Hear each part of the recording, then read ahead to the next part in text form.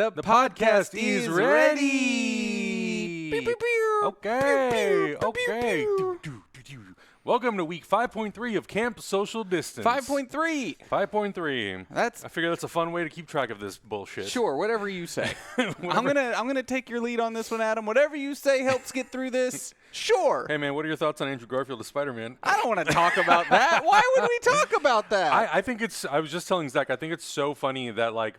All it took was for Screen Junkies to put out a tweet of like your pick 3 for your favorite Spider-Man movies, and now everyone is hopping on this trend of your favorite Spider-Man movies. Oh, it's like I said, it's when something starts trending on Twitter, everyone tries to then jump off that thing because it helps with the algorithm. Of course. Like on the algorithm. I so feel yeah, like boom, boom, boom. I feel like there's been some like social sites that have been doing it better, where they're like, oh, okay, cool, we're gonna run with this idea, but we're gonna do something different and not the same thing. Right. I have ideas for lots of those sorts of things. I think it would be really fun to see what people's choices are for a lot of these. Like, I would love to do a matchup of studios between like A24.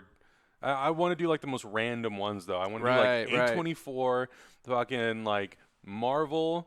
And just see like how skewed it is one way for me to really be like, nobody watches these movies. Okay, cool. I don't know. You might be surprised. I think there's certain things that like, if it's targeted in the right way towards film Twitter, it can get people hyped. Oh, for sure. But it's got to be just the right kind of lovable niche. Yeah, you know? It does. It really does.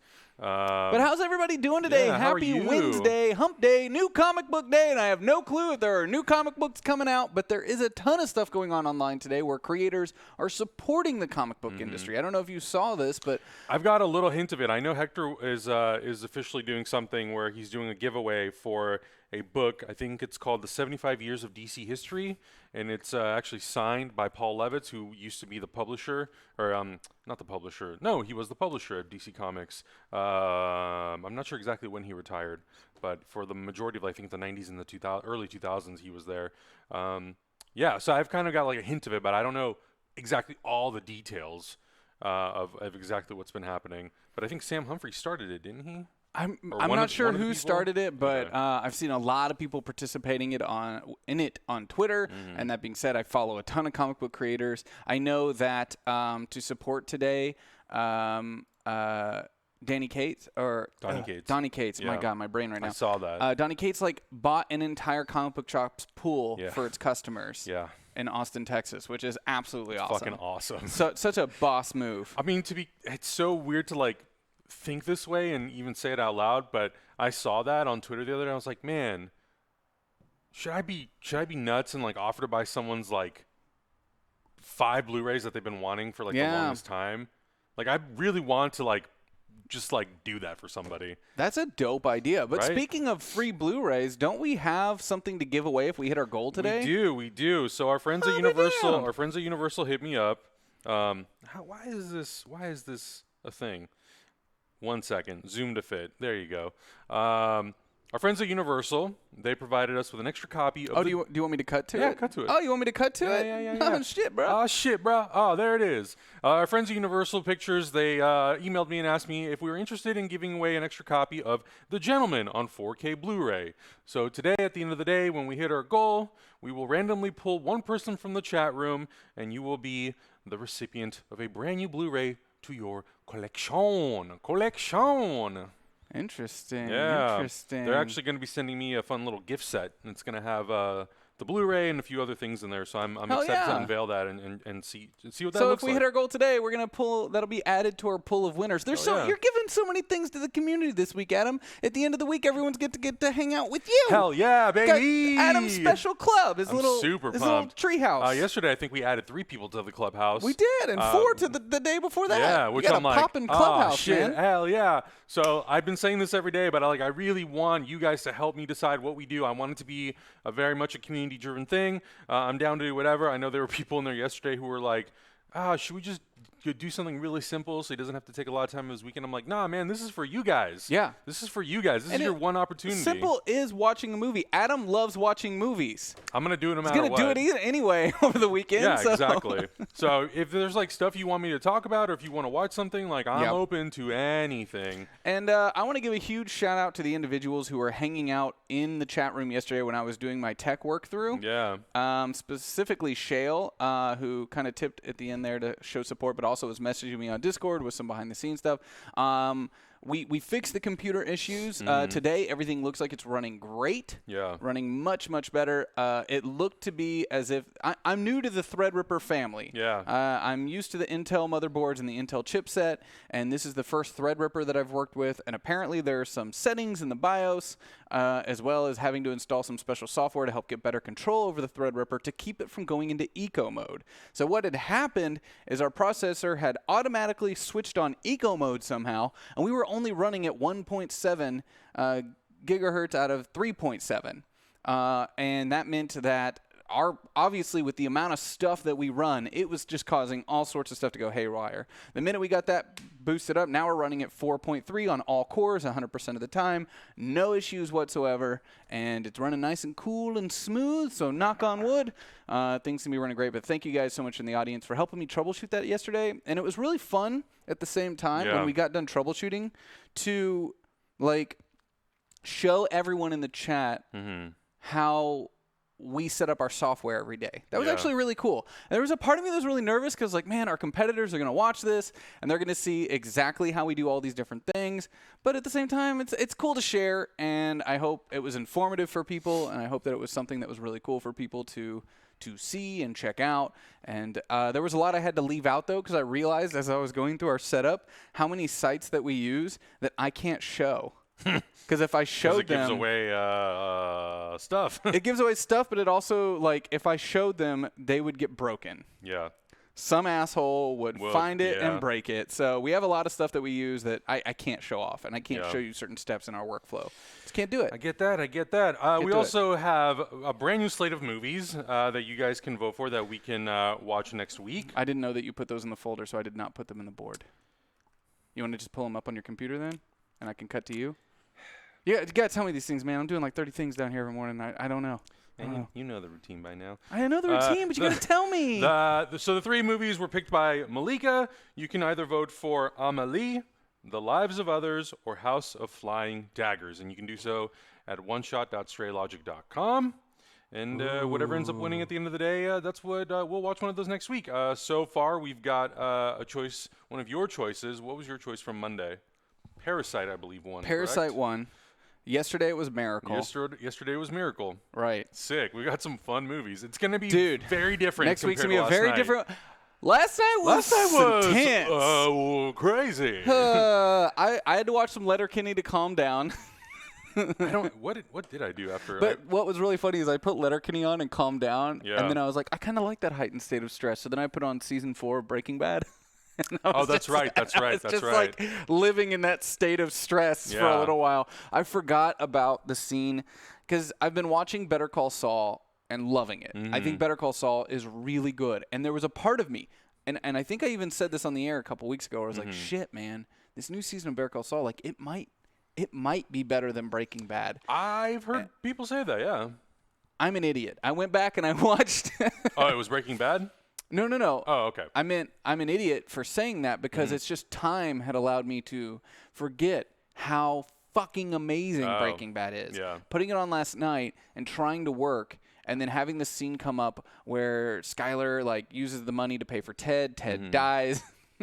And Gus is like is basically said, if you do anything, Walt, we're gonna kill your family. And Jesse's working for Gus. Yeah. And it's just like all these things culminating, and it all culminates that moment where Walt is under the staircase with spider webs, and he's laughing hysterically, and the camera like pulls out, and you see him in the hole and under the floorboard, and it's just like, holy fuck. Yeah. I'm an idiot for thinking Better Call Saul was better than... Better Call Saul is really good. It's got amazing character work, but it doesn't have that insane, gripping fucking intensity that Breaking Bad can pull off that is just mind-blowing. Yeah, I think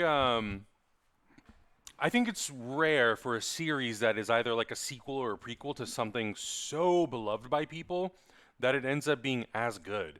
I think a lot of times we've seen shows that are like a continuation of some sort that we're like, the first one's way better. You might as well just watch this one. I mean, I will say in all of Better Call Saul's defense, though, it starts a little slow. Yeah. I think there's too much time spent on the relationship with the brother.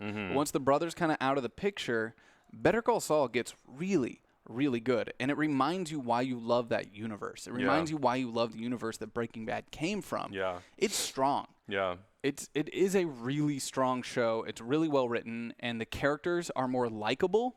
Even though, like, Saul Goodman, Jimmy McGill, even though he's kind of a piece of shit, he's way more likable than the characters in Breaking Bad. So it's easier to swallow. It's but still really intense, and you get some of your favorite characters from Breaking Bad on the show too. Yeah.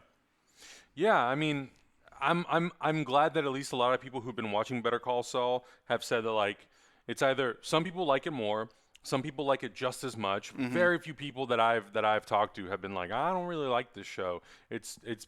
I honestly don't know if I know a single person. So I think that's like a huge testament to that team of creators. And I don't know if it's Vince Gilligan. And it's one of the writers from Breaking Bad. One of the writers, I can't remember the name right now, but it was the main writer who pushed the Saul Goodman storyline. Helped spin off the Better Call Saul show. And kind of developed it. And I mean, I can't say anything bad about it. I just feel like an idiot for saying it was better than Breaking Bad now, because just a quick dip of my toes back into Breaking Bad for a couple hours last night reminded me that show is in a class that stands on its own. It is unmatched in some of its moments. That whole episode is just a masterpiece. I mean, I'm looking at it now. The finale aired in 2013, so almost 7 years. So it would make sense that, like, you're not going to remember every detail and every, like, nuance of that show. I've watched it all the way through 5 times. Holy shit, really? I've only watched it all the way through I've got all the once. Blu-rays upstairs. It's a show. Oh, no way. Yeah. I've got every one of them. Let me fucking borrow those. But on Netflix, they have them all in 4K.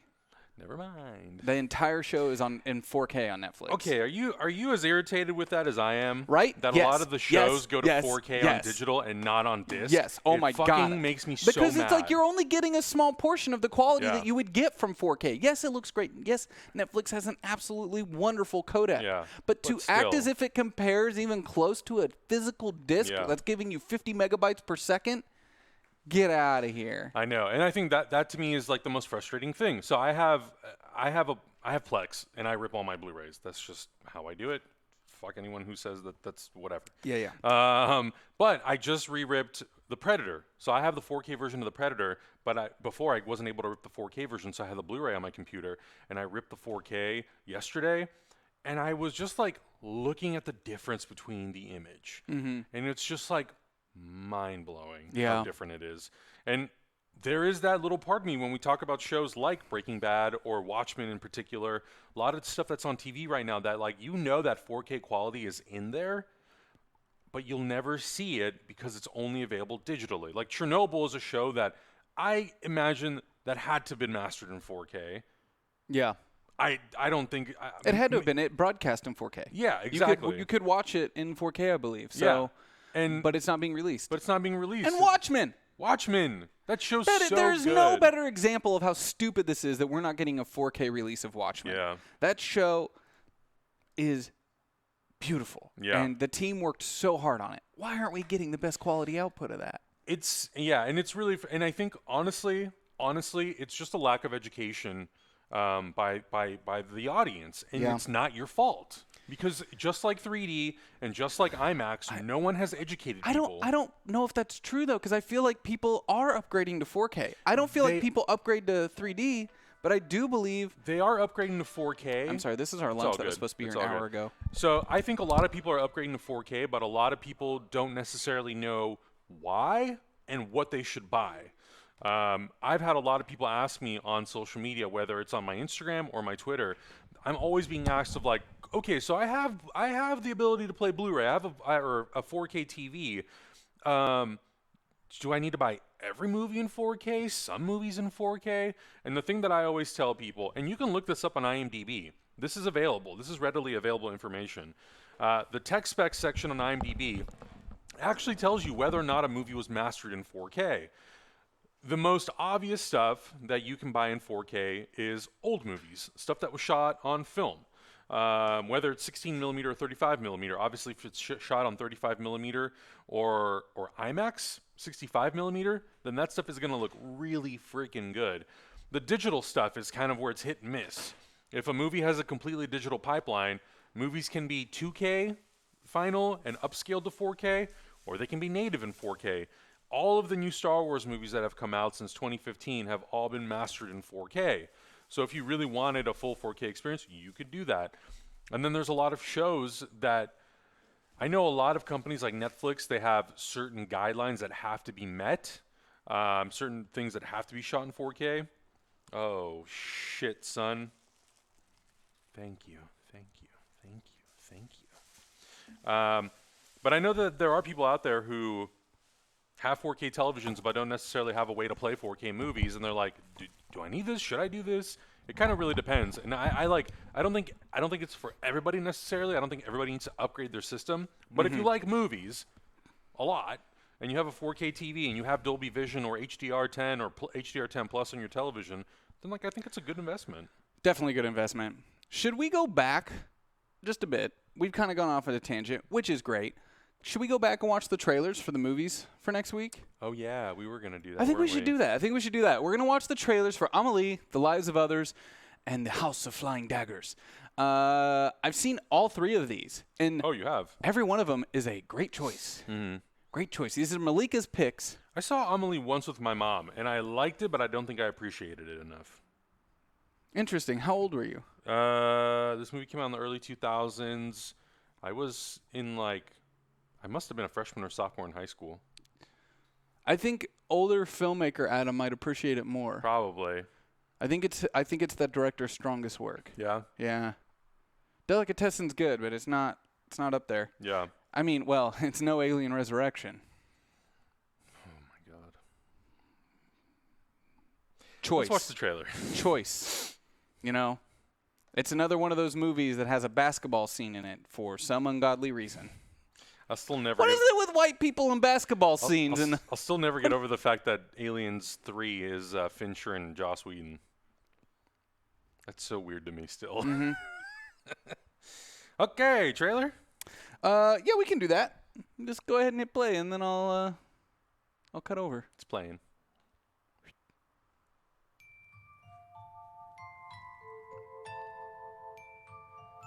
Do you know what these people have in common? No. This is Amelie. With the discovery of This a is simple so clearly treasure, she begins one of a Malika's favorite quest movies. to fix other people's lives. And perhaps her own as well.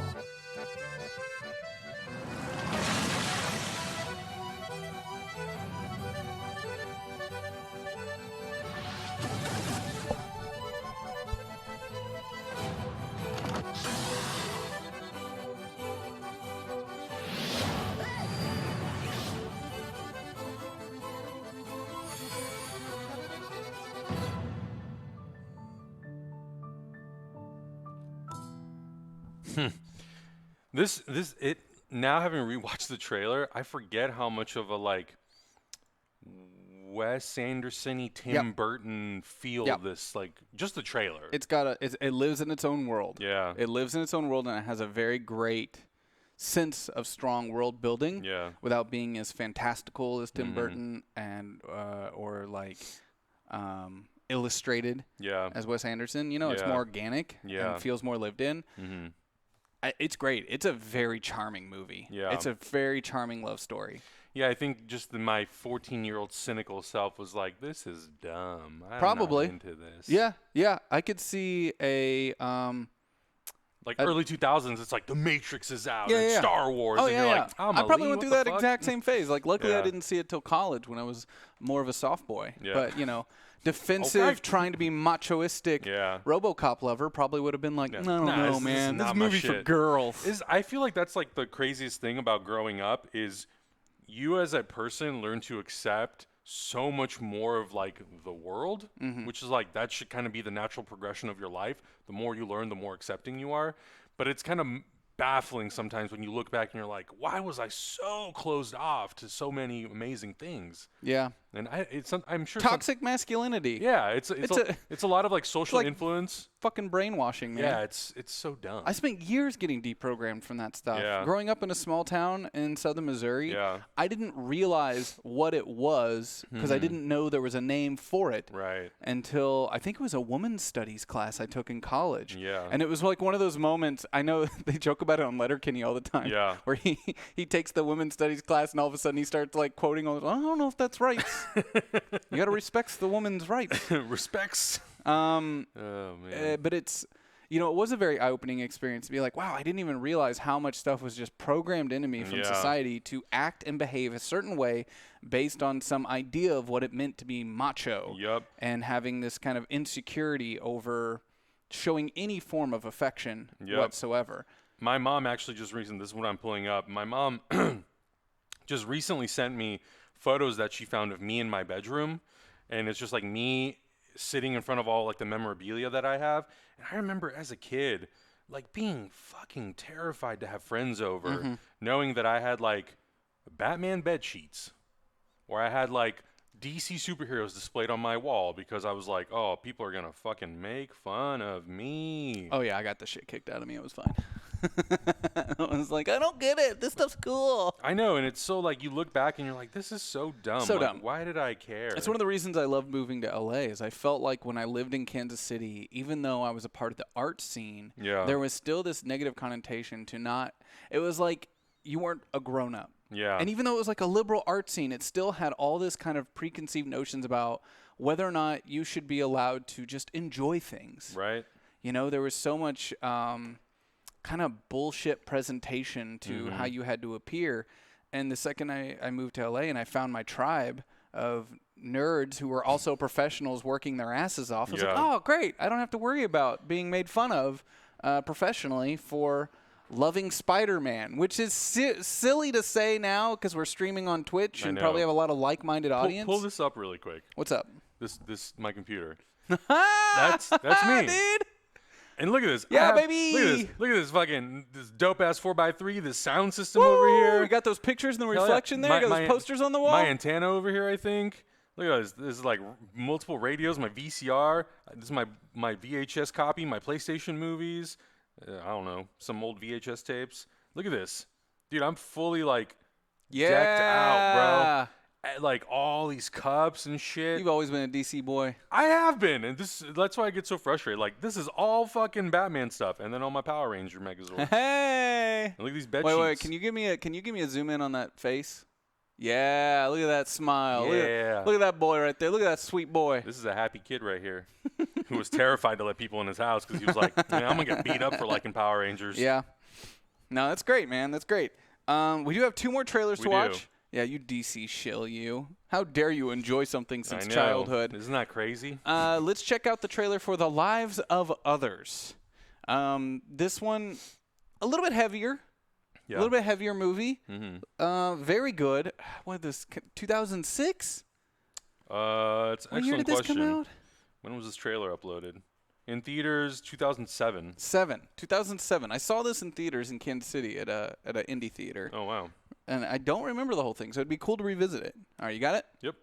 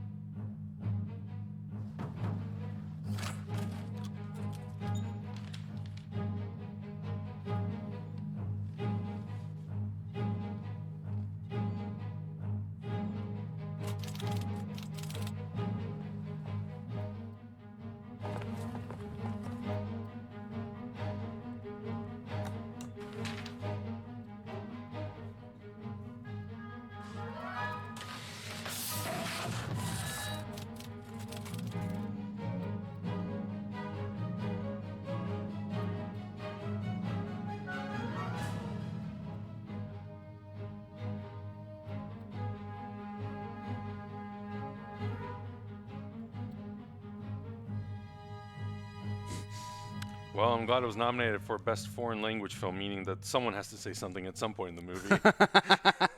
Well, it's interesting because the whole trailer has no dialogue, but the whole movie is about listening to other people's I conversations. thought that was probably like one of the most interesting things about that trailer. Yeah. Is the fact that there is no dialogue, and I'm like, oh, okay. Yeah. And then they're just using sort of like hand gestures to inform you as the audience. We of know like, we're being listened to. Yeah, yeah. Yeah, it's like living in a nation state, and it's definitely Berlin, I believe. Yeah. Germany. Yeah. So very good movie, very good. And then we have one more that you can vote for: House of Flying Daggers, which is the sequel to Crouching Tiger, Hidden Dragon. Which I never seen. Oh, really? Yeah. Well, luckily for you, I don't think you need to see Crouching Tiger to watch House of Flying Daggers.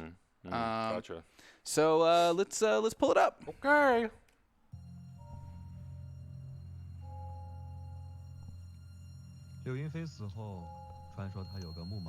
Oh, maybe it is its own thing. I thought it was a sequel. I could be totally wrong. That those are the same characters. 没有人派我，是我自己所为。为了父亲，我什么都肯做。 Yeah, I'm wrong. Ignore everything I said.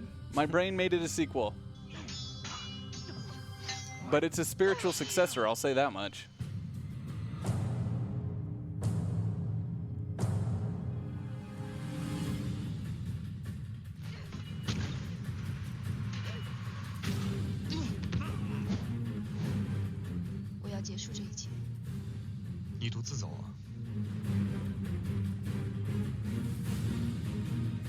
Dude, the bamboo forest scene is so good.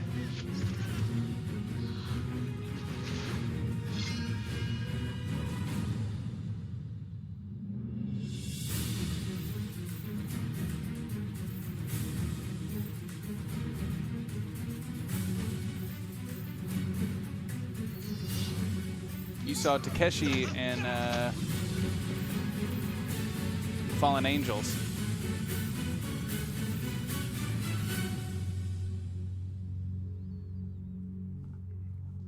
God damn. There's some beautiful action scenes in that movie. Very beautiful. You can't go wrong with any of these picks. Not that anything we've had for you to choose from, other than Dogtooth, which one? That was an experience. I'm glad we got to go through that together. I do have a serious question, though, for the audience. Now that, so many of you have signed up for Criterion for 2 weeks, have you been going through Criterion and watching some of their other movies, or have you really just been kind of like following along with us? Because I'd love to know if there's other stuff that you found that you're like, oh man, I found this movie by this director, or I finally watched this movie that I've heard of but never seen, and I really enjoyed it. Because I think that's like Criterion, usually every month they'll announce their upcoming releases for the next 2 months or something. Like they just announced today what's coming in July, including that Bruce Lee box set. But I think I'm always intrigued to see what gets pulled into the Criterion collection. Like one of them is A Marriage Story, and you're like, this is a brand new movie. I think it has to do a lot with behind the scenes stuff. Yeah, and a lot of it is like, okay, why this movie? Like Wes Anderson has a ton of titles on there. There's so many movies that have made it on Criterion that I disagree with them being selected over others. Yeah. A lot. So I think it has to do with who owns the distribution rights, like what kind of contracts have been set up. Is there a movie that has not been on Criterion yet that you're waiting for? 2046. Oh, yeah, I guess I should have known the answer to that question. Fucking A. I can't even get it on Blu-ray, man. Yeah. Yeah. I got a fucking DVD copy that I had imported. That's very true. You know? Very true. I want that shit. Yeah. You've got In the Mood for Love on there. Yeah. Give me the next one. How many of Wong Kar-wai's films are on Criterion? Just 2? Chungking Express and In the Mood for Love, or is there other Fallen ones? Angels. Oh, Fallen Angels obviously was on there. Yeah. Also, I think Happy Together is on there. Gotcha. I don't know if Days of Being Wild is on there as well. Which Days of Being Wild is the prequel to In the Mood for Love. Oh, okay. The woman character who gets married in that movie, she's also in Days of Being Wild, her character. And just like, they're part of the informal trilogy. It's just kind of like you're just getting different snapshots of their life, these different characters throughout their different... developmental love languages is how I would say that, and probably laugh at myself later for describing it that way. But it's, you Days of Being Wild is like your college age and love. And then I think In the Mood for Love is, like early 30s, responsible, looking for that deep connection. Yeah. And then 2046 is jaded, fuck it, I'll just sleep with whoever. I'm never going to get the one I love. Like... Weren't you? I've seen people bring this movie up a lot. The Adventures of Baron Munchausen. Yep. Weren't you watching that movie? I think like a year or so ago before we moved. Probably. I've seen it numerous times. I feel like a lot of people talk about that movie. It's on Negiplex, I think. Oh, okay, interesting. It's a movie that a lot of people have talked about, and I've only seen like select little clips from it. It just like doesn't grip me. I don't know why. It's weird. Okay. All of his movies are of his movies have a but weird I love Fear flow and to Loathing them. in Las Vegas. So and Yeah, that's see, also I don't really like that fucking weird. movie. Yeah. No, It's they all have a very weird flow to them Yeah. and way about them, and very hit or miss for me. But Baron Munchausen I don't like as much as Buckaroo Banzai, which has a similar level of Terry weird. Gilliam did that? No. I'm saying the weirdness. and the weirdness of that kind of storytelling and Gotcha, flow, gotcha. I would choose Buckaroo Banzai to watch. Yeah. Wait, what? Infinity War and Endgame next week for Adam's birthday? It's not my birthday. My birthday's not till June. What are you talking about? My birthday's the one next week. Yeah. Not next week. What day is it? It's in. Where are we right now? It's the 15th. Is your birthday on the 12th? May 12th. Yeah. So we got like almost a month. Oh, fuck yeah. No. Hopefully, We got time. We got time. Forget by then. Forget by then. Somebody just wrote it down, Zach. So don't worry about that. Other news that I thought we might want to talk about today, Yeah. some other things that we can discuss. Mm-hmm. If you have not yet, if you've not received your stimulus check from the government yet, you can go to irs.gov/coronavirus/get-my-payment. I get a screen that just says, we have no record of your payment or whatever. I tweeted out the picture from it, and most people are getting the exact same screen. The system seems to be completely overwhelmed and busted at the point, which shouldn't surprise me in a government rollout of a website. It just should not surprise me that it doesn't work properly, that there's no information at all when I click on anything. Yeah. It's just completely, I'm sure it's getting overloaded to a complete extent. But adding to that, some things I want to talk about, because after yesterday's discussion, I've just decided I'm tired of letting this bullshit go on. I'm just tired of it. I got a couple messages from some of you in the community yesterday about appreciating that we decided to kind of open up and talk a little bit about our frustrations with the current government. And, I want to be very careful in how we talk about it, because I don't want this to become, are you Democrat? Are you liberal? Are you Republican? Are you conservative? Like, I don't give a fuck about any of that shit. I care about who's in power and whether or not we are holding those in power accountable for their actions. And when discussing the Get My Payment from irs.gov, a lot of people don't have direct deposit set up. Right. I don't. A lot of people who filed their taxes don't have that set up through the IRS for many reasons. Yeah. And some of us will be getting checks. Well, those checks, reportedly, and IRS is refuting this claim because anything in this administration, anytime anybody says something, everyone's afraid to speak out, because we all know what happened in the first year when everyone spoke out about everything, everyone was fired. Yeah. So people now are all falling in line, whatever. But people who used to work at the IRS have been doing many interviews today letting people know, because Trump demanded his name be put on the checks that get mailed. Even though the IRS has always been an apolitical identity, especially after things that went down with Nixon. Laws were passed to make the IRS apolitical. You could not be using your powers of the government to investigate opponents, to run audits on your opponents, things like that. It's supposed to be an apolitical organization that works for the federal government. So they've never put a president's name. It's usually signed by the treasurer of, the federal. It's like that's how it's supposed to work. But Trump demanded that his name be put on the checks, not even a signature. And a lot of people who used to work for the IRS have stated that that means they will have to update the system, and they cannot tell you that things will go along as planned, because you can't just print thousands and thousands of checks that are predetermined to go through a system. That it will have to be realigned. It will have to be like the put into the system, the extra line of text for his name on the checks. And this is very clearly a political move to try to win himself brownie points with the upcoming election. See what I did? Exactly, and take some credit for the fact that you're getting a check. Right. Despite the fact that he did not even want this particular system to be put into place. He championed a payroll forgiveness plan that did not get approved and did not go through, and this particular plan that's going into action was not even something that he wanted to happen. But he will now, of course, put his name on the checks, and when that happens, he'll try to tell everybody, look at the check I gave you to try to win some political who points. signed it? It was me. Yeah. So that's frustrating beyond belief. Yeah. Outside of that, yesterday it was announced, as I'm sure many people are aware, that Trump pulled support for the WHO. And guys, it's a miracle that we still have a TV back there. Zach and I almost kicked it 3 times. Should the WHO be held accountable if they made mistakes? Yes. Anyone in power should be held accountable.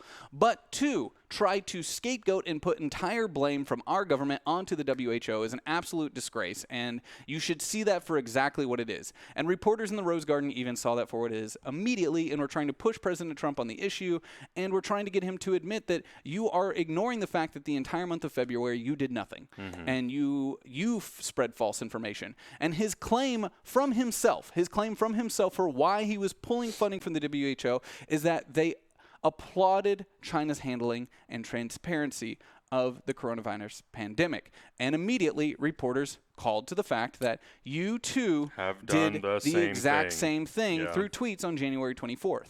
And he tried to brush off that question and said, I never did that, which we have the receipts. We have the receipts. We know what happened. Do not let this administration gaslight you. Yeah. Double check everything. When they say something, if it sounds fishy, if it sounds too good to be true, please double check it. There's almost a tweet for everything with this president where he has contradicted himself, gone back on his word, and said something else. Don't let him then come out and try to skip by saying, no, I didn't do that. I'm the one that closed down the border to China. Well, let's look into that a little bit. Yes, he did say there was a travel ban on China, but 40,000 individuals still came through after that travel ban because U.S. citizens were able to come back. It didn't really do that much, and he's applauding himself for something that the Chinese government 1 week before had already put in place. No one from their country was allowed to fly out. You're putting a ban on something that the country that is in question had already put a stop to, so you're trying to win political brownie points for something that's kind of a moot point in the first place, and it happened 2 days after private airline companies had already put their own bans on travel from China. So when you continue to hear him applaud himself for doing something that he said nobody else wanted to do, it's kind of a bullshit statement because things had already been put in place from the other country and private organizations to do exactly what he's applauding himself for. Do not let them gaslight you like this. Hold people accountable for their bullshit, please and thank you. Okay, rant over. How much are we gonna have to start encouraging people to tip to get that voice from you? No. I don't talk about politics much, but I do follow politics a lot, and I stay extremely well informed, as you all should. It's super frustrating watching it. It's like we have the TV on here in between shows, and even it's on right now.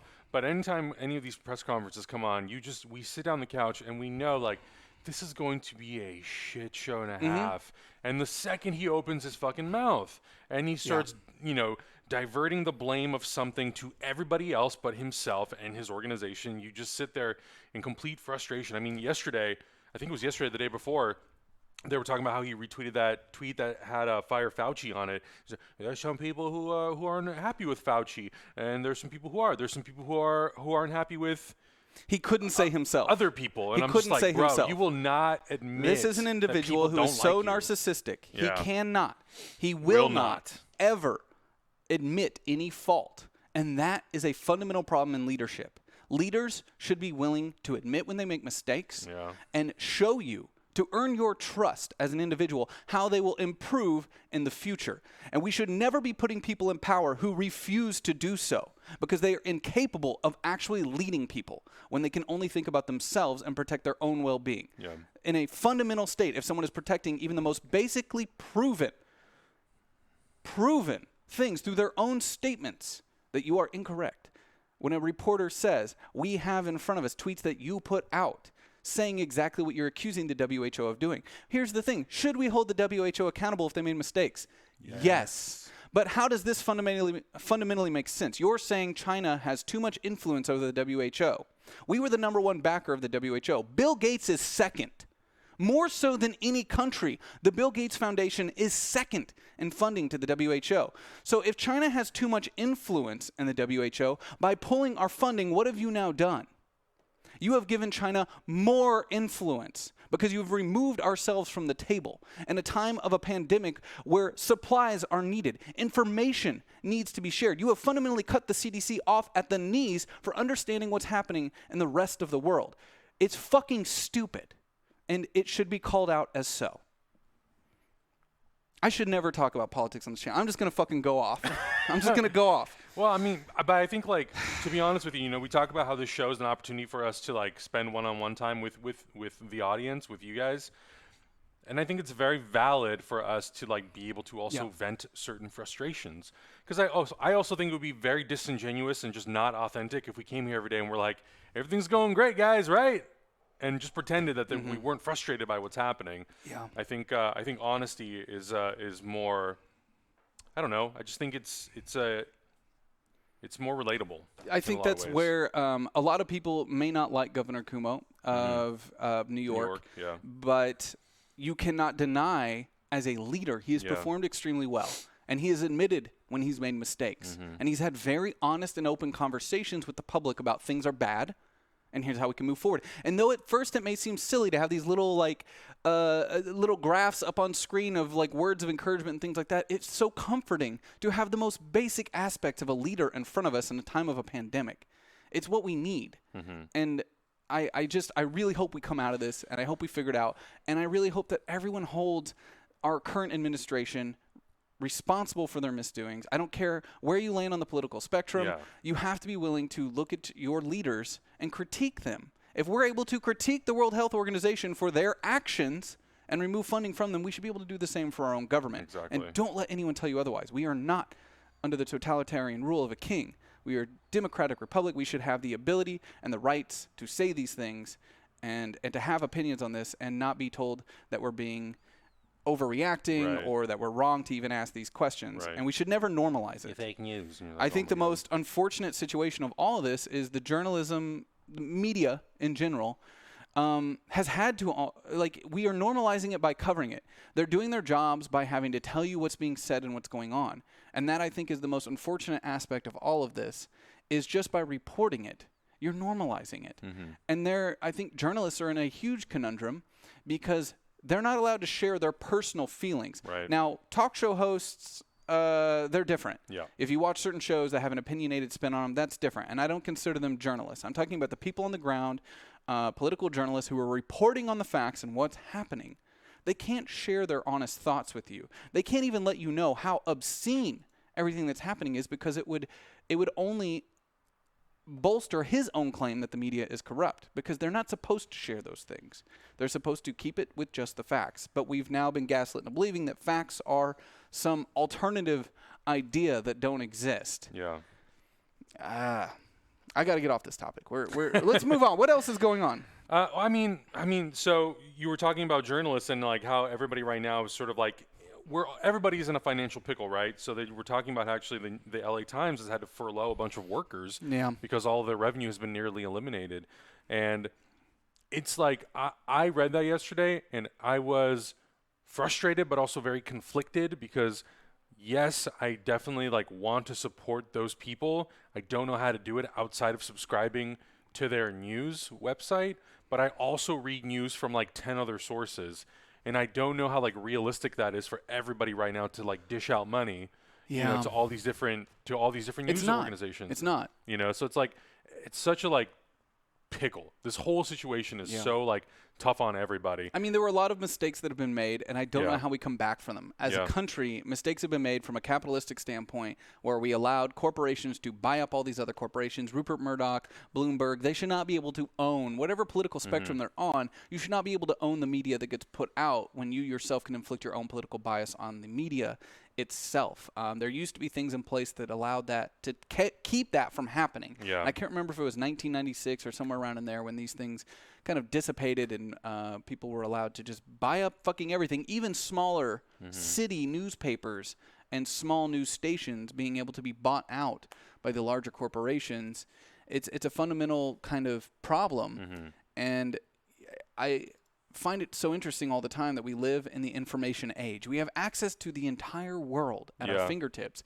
But that also means the entire world has access to misinform us as well. Yeah. And I do feel for people, you know, like my wife, who she just gets kind of overwhelmed. You know, where do you go? Who do you trust? How do you find the information that you need when entire campaigns from bot farms are put in place to make you believe alternative things, to get you riled up, to have entire intelligence agency reports that show that some things as simple as Black Lives Matter rallies in support of were created by bots, just as much as anti-Black Lives Matter stuff was supported by bots, because they want to create division and anger and hatred. And so they're pitting two fundamentally like opposing sides against each other and riling everyone up, because the more that we are against each other, the more likely they are around the rest of the world. I don't want to call them enemies because that feels disruptors, you know? Disruptors of things that we have. It always comes down to money in the end. You know, it's always about money in the end, and not about us as individuals, as American people. I think it's more about who holds power over what. Yeah. And following the money, I feel like, is something I was taught a long time ago, and I would appreciate. I know I argue with my dad a lot, and if he's watching right now, I bet it drives him nuts that he can't yell through the TV back at me. But I was kind of taught a simple principle when I was younger of, you know, follow the money. That usually leads to truth. And I think that there's a lot of problems that we encounter now that if you follow the money and you see who profits from certain things, you know, it's just like when certain drugs are being pushed on us and you're like, why is our president promoting a certain drug to a great extent?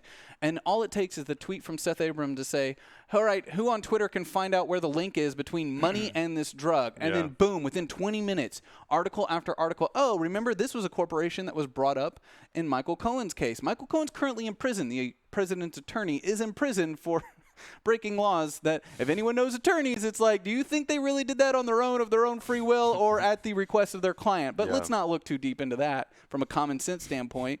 But, you know, one of the corporations that makes the drug that's being pushed on a national level during a press conference where people want to save themselves. We're listening to the president not for ratings, but to know how we as a country move forward. And in that opportunity, a drug is being pushed that is untested, and that drug happens to be a company that spent over $1 million to Michael Cohen to get access to the White House. Follow the fucking money. This isn't conspiracy level shit. This is just kind of like common sense shit. And if that is not true, that they themselves are did not for somehow have a deal with the president to be pushed in that way, they should at least be removed from the conversation out of a conflict of interest, because they were brought up in a lawsuit where they gave $1 million to the president's attorney. Get out of here. This is common sense shit, and for some reason we're not holding it accountable. Yeah. I also did look at Governor Newsom's his like sort of like 6-point guideline kind of on like how we can get back to normalcy, but I really did appreciate that there was no pressure on a date. And I know there's been a lot of conversations about, you know, when are we going back to work? Yesterday that press conference was so frustrating to listen to, where it was just like, people want to go back to work. People want to go back to work. We want to get the economy up and running. It was like, you're putting people's like safety, you're making it like seem like that's not a priority because money.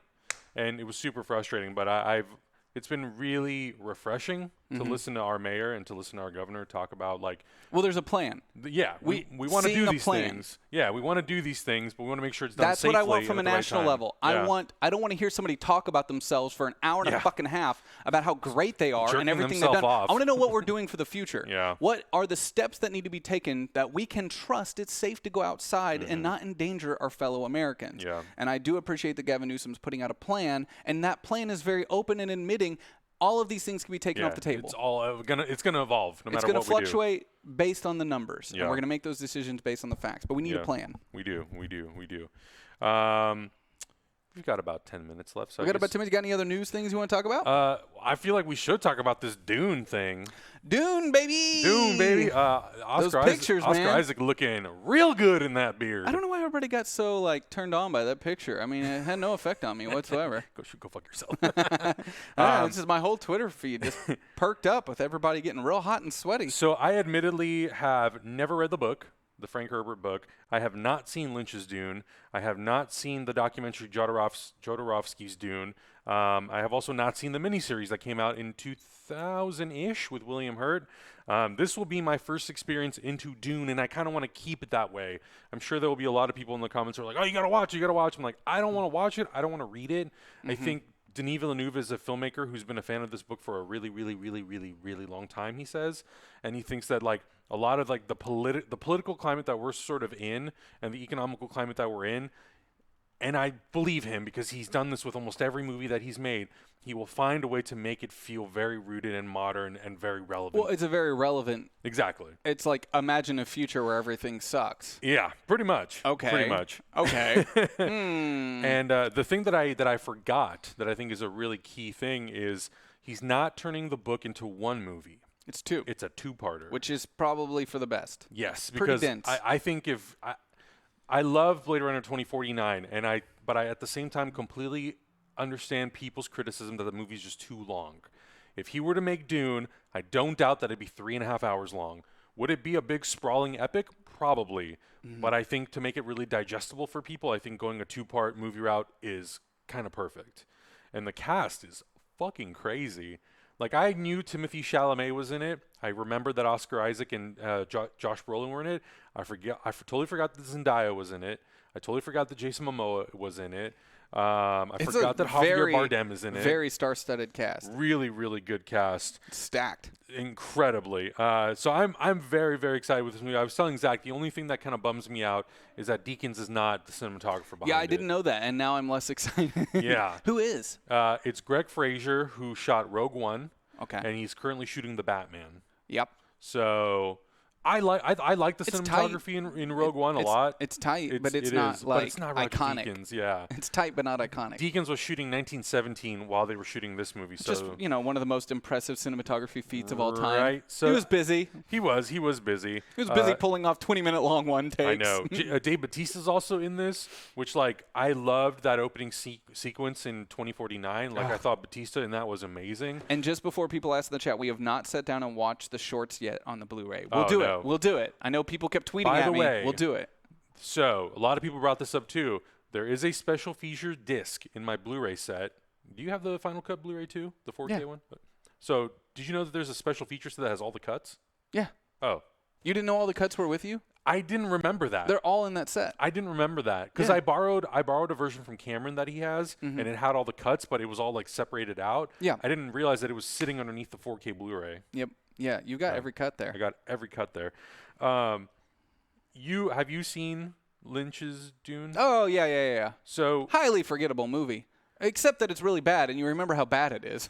outside of the movie, I rented that in 2004 at Oh a my Hastings in Warrensburg, Missouri. I had just taken a trip down Lynch Lane and started, I think the week before I had watched Lost Highway, and I thought, you know what?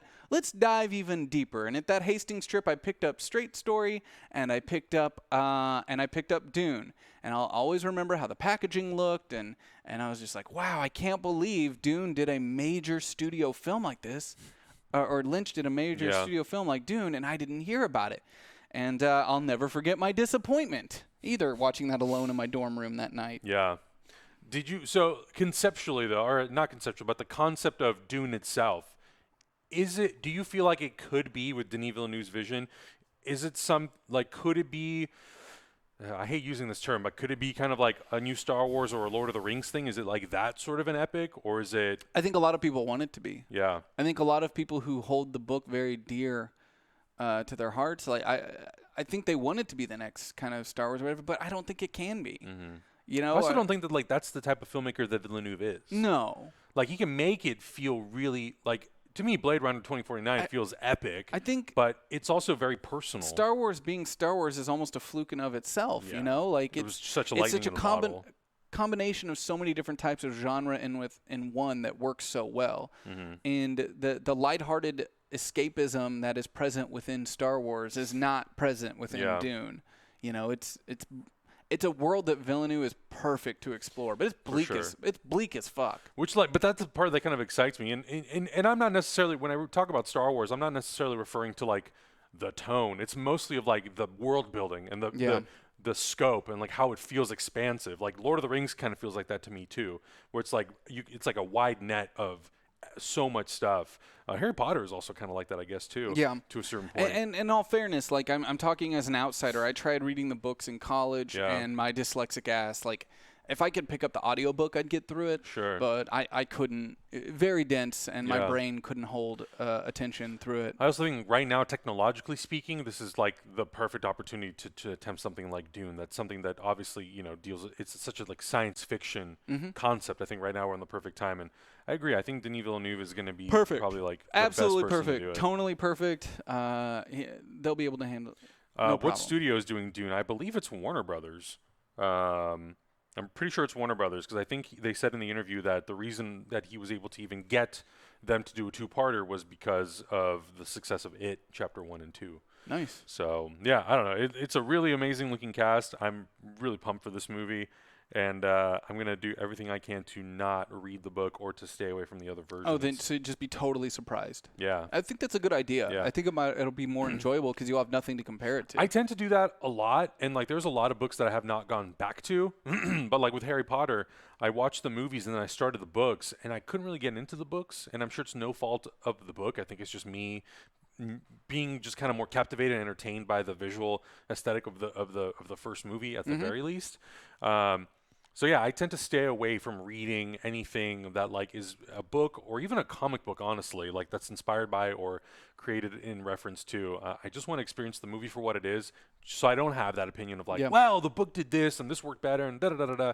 I don't really like want that. I want to just enjoy the two different things for what they are. Yeah. And I feel like I can't do that if I read the book first. I'm already like, I don't know, like my opinion has already kind of been jaded because I'm like, well, the book did this and they didn't do that. So I don't know. It's really, really tough.